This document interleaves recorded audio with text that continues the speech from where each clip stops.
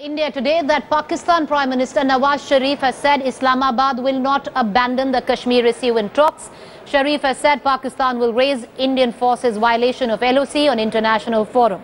Well, all of this is coming out of that crisis meet which is now on in Islamabad, chaired by the Pakistan Prime Minister. We're going to try and also connect to Kaskar if our producers can get us through Kaskar, but let me quickly get in a word from Smita Sharma, Deputy Editor, tracking details. Smita, the latest coming in from that crisis meet that the Kashmir issue will be discussed. Now, let's go back to what India said, that the main reason to hold these talks was terror and just terror. Pakistan had now said that they want broad-based talks. The latest coming in, Kashmir also to be included. What would be India's stand on the back of this?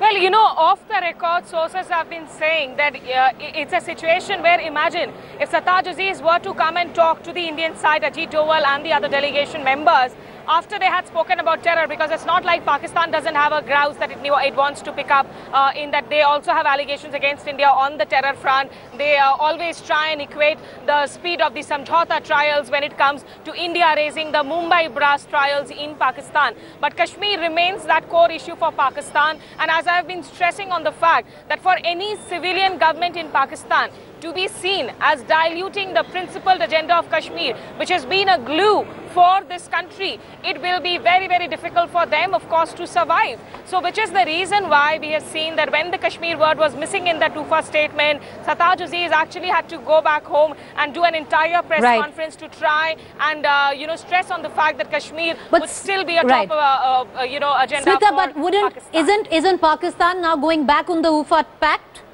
by saying Kashmir will be on the table? Well, it's in a position where now it has to seen as hardening its stance. On the one hand, after the Kashmir word was missing in the UFA statement, we saw certain tom-tomming happening in political sectors here, in sections of media here in New Delhi, that how India had won the UFA round. Then that, of course, led to Pakistan clarifying that no, Kashmir is very much on the agenda. In India and Pakistan, the sad part is it's not a zero-sum game, Preeti, and that is what the two sides need to realize. It's not about winning the war of words. It's actually about sitting down and trying to sort out these issues. Every time the talks happen, it's about, will it be an icebreaker? Will there be enough atmospherics? And in this entire atmospheric building, the substance gets lost out. So clearly, yes, Pakistan is deviating when it says that we also want Kashmir, we also want broad-based issues. But as Rajdeep was pointing out earlier, and I agree with him, that it also indicates that had India also not done its groundwork properly, because they should have clearly expected Sartaj Aziz wears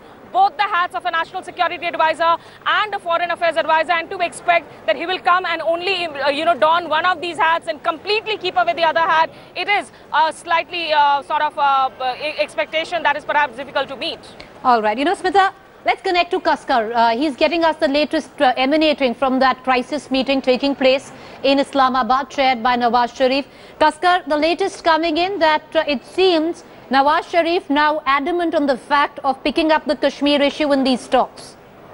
The things have started shaping up as we were expecting earlier. According to my sources, the Prime Minister Nawaz Sharif has assured the meeting that it was not in interest of Pakistan to abandon Kashmir issue. So that is why the Kashmir issue will be on agenda of Pakistan-Indian talks.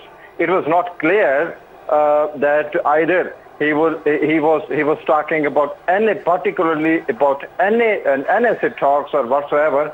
So one thing is clear: the Prime Minister Nawaz Sharif has spoken up and said Pakistan will not abandon Kashmir. And another statement is, according to my sources, that the Indian violation, he accused Indian security forces to be for violating line of control, the international border, and the Pakistani premier have decided to raise the issue at highest forum, that could be the United Nations and International Court as well.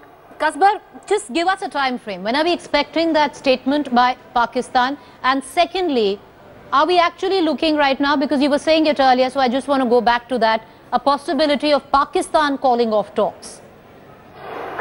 Yeah, the thing as we have seen earlier, since this morning, there is still ambiguity that what is the future of NSA talks. At one side, Pakistan side has been insisting that it will go for the talks, but on what conditions? So we have now heard from Pakistani Premier that yes, we will talk, but on our own conditions. So I think the situation has been very much tense. So it's unlikely for Pakistani side to go for the talks and whatever. All right. Appreciate you joining us, Kasbar. Kasbar stating that unlikely that Pakistan will go ahead with the talks. However, the way things have developed over the last couple of days, we still don't know. There's fair bit of ambiguity which envelopes these talks, which are to take place less than 48 hours from now. 10 a.m. Monday morning, the talks were to begin. Smita Sharma is my colleague who's been